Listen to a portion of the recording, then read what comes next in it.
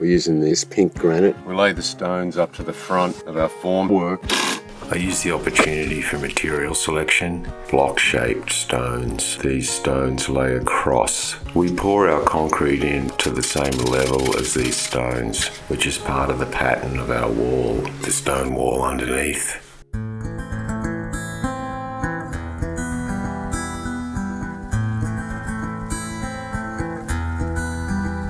Close the door and leave the light on. The morning light should be coming soon. Kick off your shoes and leave the winter and the pain it brings to you. Lay your head upon my shoulder. Shut off your thoughts and clear your mind.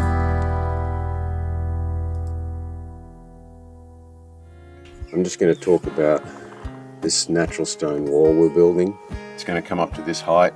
We're using this pink granite over here, and the idea is that across here we have natural stone and tie into our charcoal concrete block that wraps around this way.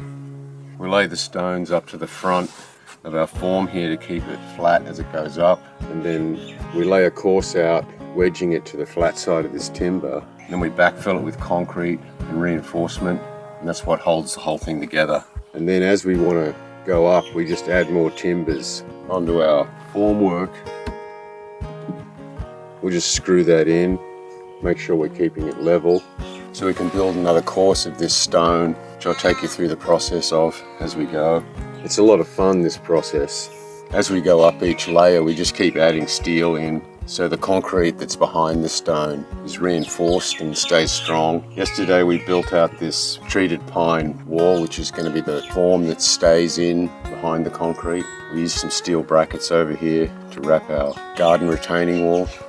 One of the fun elements about this job site is we have this beautiful field over here with horses in it. I always take a moment in the morning to get quiet with my coffee, think about my plan for the day.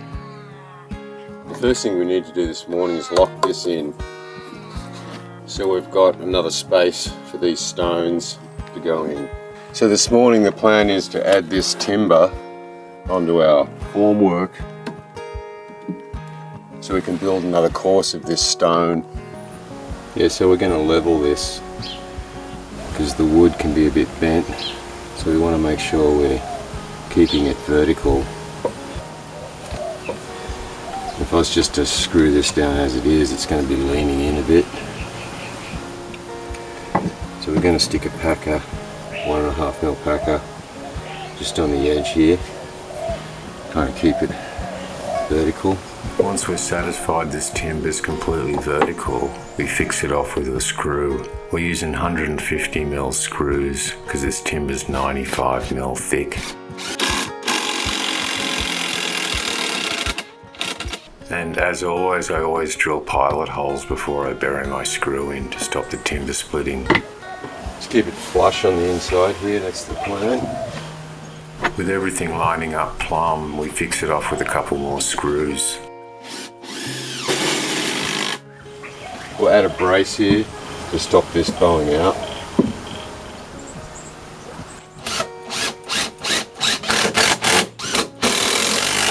Adding a cross brace somewhere in the middle of your formwork is critical to keep the wall dead straight and flat. Let me be the one that keeps your soul from shattering. Just say the word and I'll be there.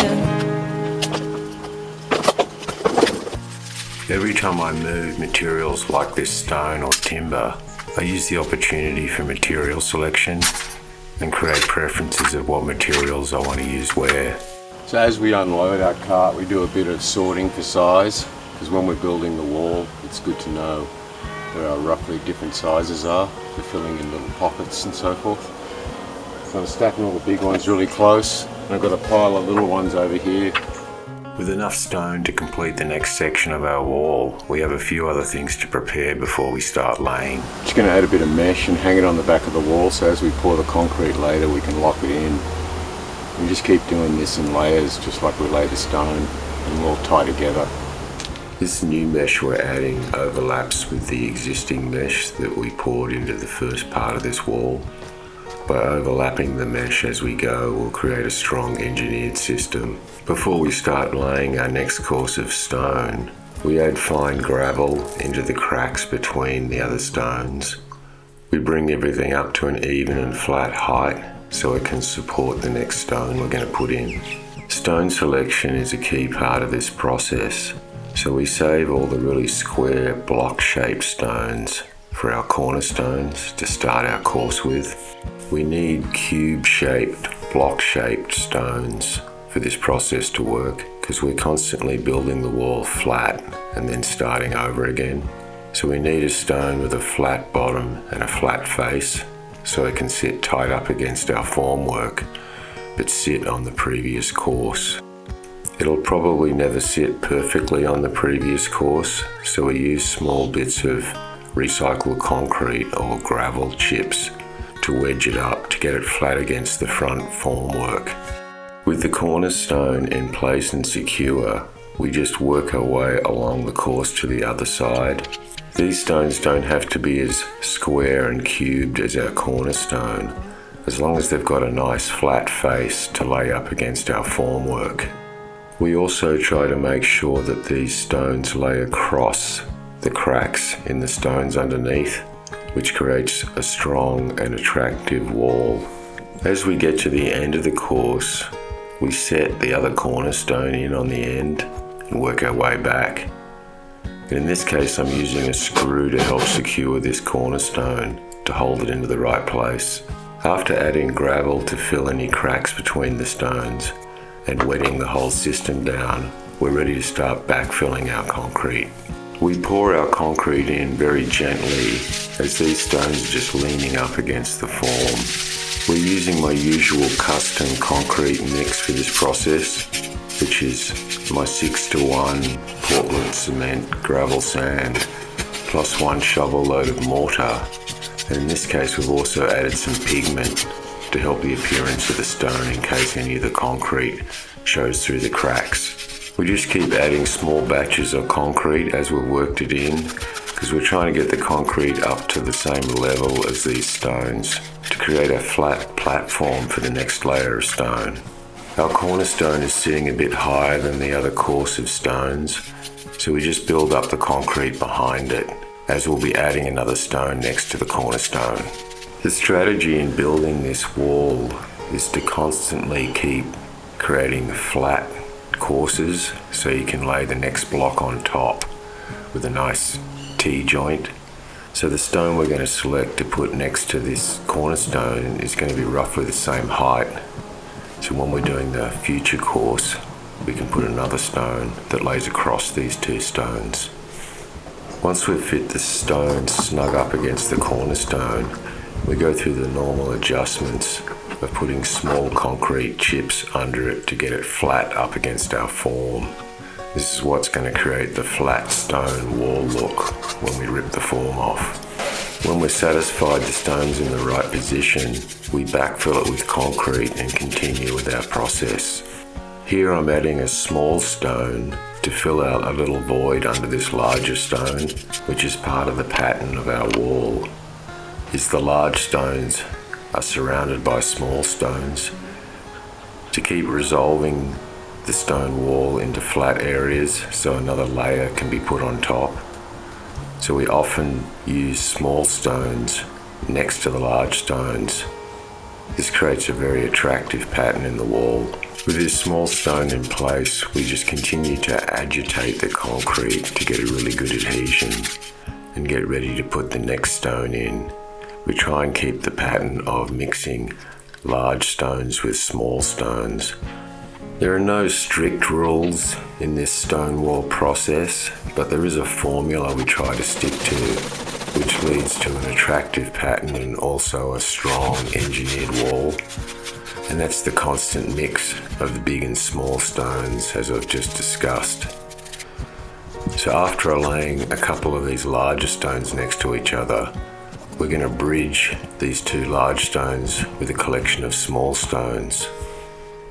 Building walls can be hard work, but it can also be really creatively satisfying as you're in complete control of what stones you want to use where. And it's quite a meditative process, placing one stone on top of each other. And then later on, when we rip our form out, we have this beautiful wall we've built. The other key part of this particular process of wall building is you can only really put 1 or 2 courses on per day, because you need the concrete to set up before you can put the next course on top. So this is going to take time for the wall to build up. After bridging this gap between the 2 largest stones with the little stones, we backfill them with concrete, creating a flat platform with this bridging of the small stones. We can squeeze 1 more stone on top before we finish this wall for the day. And I'll break the fall. Oh, I'll break the fall. 'Cause I've got your back. And I'll break the fall. There's just no need to worry anymore. You cross the line. With our stone wall up to the same height as our block wall, we can continue on with the engineering construction part of this wall system, which is to backfill the hollow block wall corner with concrete. This is part of the system that's going to hold this whole corner together, which has to hold up the hillside. We've poured an extensive amount of concrete over the rebar that we'd installed in the hollow block wall, and this is all part of how we're engineering a really strong corner system to hold this hillside up for many years. And the new full moon shining on your past. I see the distance that you left, but it's fading fast.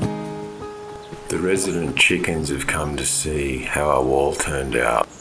Now that the concrete's all set up, we can pull this form off. We just unscrew this brace we put on and remove the other screws from our form timbers, and we're ready to take a look at the stone wall underneath. The first thing we check when we pull the form off our wall is that no concrete had spilled out between the gaps between the stones, and if any has, because the concrete's only a day or so old, it can chip away quite easily and we can clean it up. We sweep up our excess gravel as we can reuse this later.